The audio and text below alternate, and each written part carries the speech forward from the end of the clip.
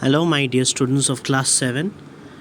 Today we are going to cover the topic chapter number 7, Minagri Manor. So I'm going to give you a synopsis, a gist of the chapter.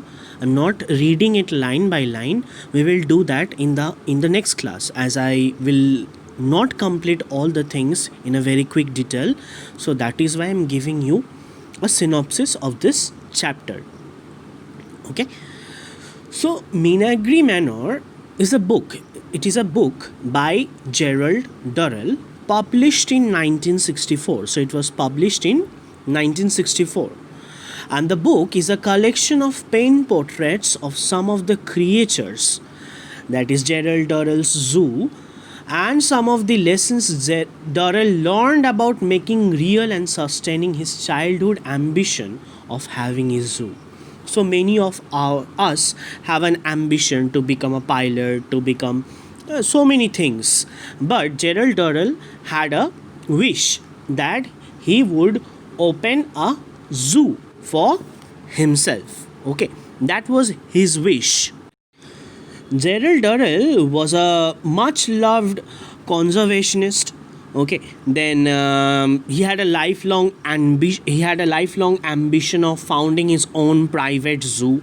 So he had made it, and the location is New Jersey. So with the help of an enduring wife, he had his wife, selfless staff, and reluctant bank manager to cover him up. Okay, so and he says in this chapter you are going to read about so many different kind of animals that he kept in his zoo. Okay, when I will read it line by line, I will explain it to you that we will be covering up with so many animals that he had in his zoo, and those animals were endangered, means they were going to be extinct. So that is why he thought of saving those animals in his zoo. So how pleasant his atmosphere was, and his wonders of living with the animals is all said in this chapter. Okay, we will be reading through all the things. Means I'm just reading some of the lines so that it will be clear to you. You just follow it going through your book.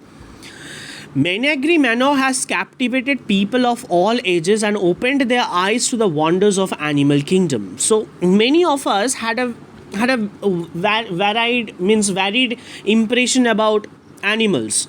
So different animals kingdom that we are going to get in this chapter, we will get our eyes open. We will be knowing things. So he says, I am 18 years old, strong in wind and limb, having read your books. Can I have a job in your zoo? So it is written by a staff who is asking for a job in his zoo. So it is one thing to visit a zoo. So the reply of Mr. Durrell is said here. As a worker asks for a job, and how Mr. Durrell replies to him, that is said in this chapter. So it is one thing to visit a zoo as an ordinary member, means as a visitor you are visiting the zoo, that is a different kind of thing. But quite another to own one and live in the middle of it. But it is a different thing to own a zoo. You have your own zoo, right? And to stay within it 24 hours doing the work for the animals is quite a tough job. So this at sometimes can be mixed blessing. It certainly enables you to rush out at any hour of the day or night to observe your charges. Means you have different job in the zoo. So it is the time, means you should have the time at any hour of the day, maybe at midnight, maybe at any hour of the day. You have to have your walk. You have to go out to your walk. Okay, there is no exact timing.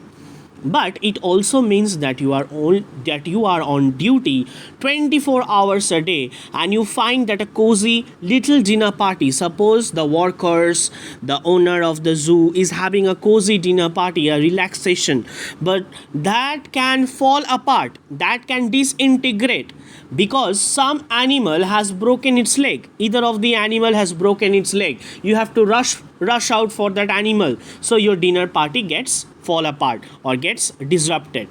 Or because the heaters in the reptile house have failed, or for any of a dozen reasons. So these two reasons that are given in this text, but there can be dozen of reasons. Okay. Winter, of course, is your slack. Slack means which is slow, slack period, and sometimes days on end pass without a single visitor in the grounds, and you begin to feel that the zoo is really your own private one. So when there is no visitor, particularly in the much chilling weather, when there is no visitor, okay, so what happens then? They sit there, they enjoy their time, okay, with the means with the staff workers, and the owner feels this is my zoo, it is so pleasant, it is so calm. The pleasantness of the sensation is more than slightly marred by an alarm which you view the mounting of your bills and compare them to lack of get money. So when there will be no visitor, what will happen? There will be urgency of money, emergence of money. So there will be no money there. If the visitors do not pay for the ticket, there will be no money in the zoo, right? So it will be difficult for the owner, means all the winter time in England, in winter time, what happens? This means the expenses of the zoo gets little high. But in the season, the days are so full and the visitors so numerous that you hardly seem to notice the passing of time, and you forget your overdraft. So you forget about the money that you have already expended or spent it during the winter time. During the winter time, what happens? There is no money, and you cannot give out money to the staff workers. But during the summer time, or during a very pleasant time when the people come out, what happens to them? They come in so numerous number that the expenses gets over, means it gets high. So the average zoo day begins just before dawn. The sky will be almost imperceptibly tinged. Imperceptibly means in a very small way that cannot be seen or felt. Okay, that cannot be seen. It's hard. It means very soft. So tinged with yellow when you are awakened by a bird song. So how a zoo day begins for any of the workers or any of the staff there? So with a bird song. At first, still half asleep, you wonder whether you are in Jersey or back in the tropics, for you can hear a robin chanting up in the sun, and accompanying it, the rich, fruity, slightly hoarse cries of the torocus.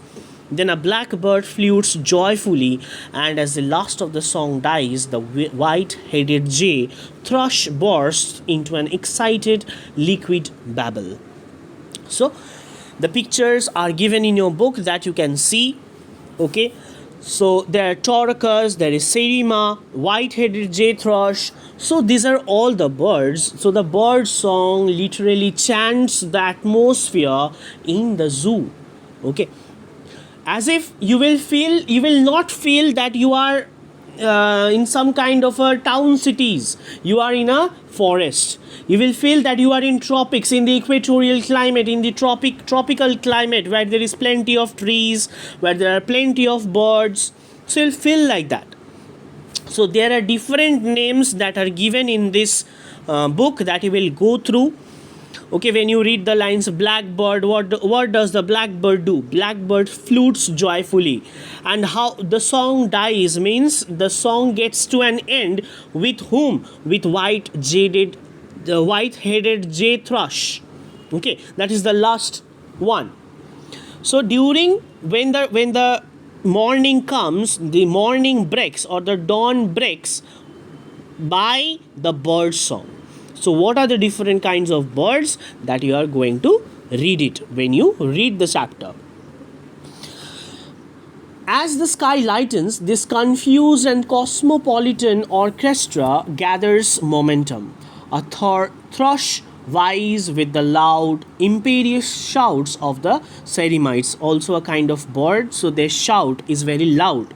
And the witch's cackle from the convey of magpies contrast with the honking of geese and the delicate plaintive notes of a diamond doves.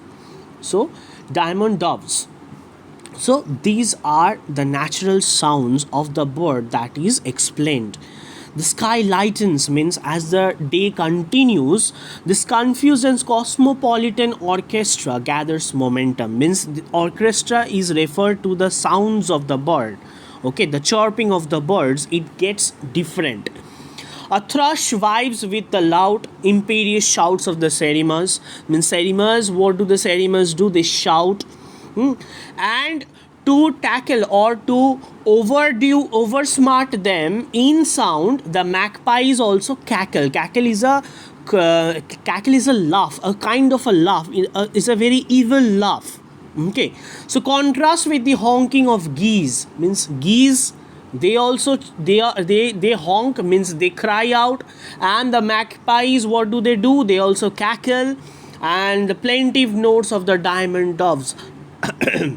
How the diamond doves are referred here? They are referred as plaintive notes, which are plain, which are simple. Okay, even if you survive this musical onslaught, you can drift into the doze again. You are suddenly and rudely awakened by something that resembles the strange, deep, vibrating noise excuse me, that a telegraph pole makes in a high wind. So this acts upon you with the same disruptive effect of an alarm clock. So this, all the sounds acts like a alarm clock. You don't have to put an alarm in the clock to wake you up. The birds will surely make sure that they continue to alarm you. Okay, so till here we will continue it in the next class. Okay, it's a very long chapter. I don't want to finish it up very early. So this is the first part. We will continue with the second part. Okay, if needed we will do a third part also. So till here means till page 91, you will see high wind. Okay, you will see high wind from the first. If you read out, you will see line number till the middle. You will see a high wind. Till there I have stopped. Okay, so have a great day. Bye bye.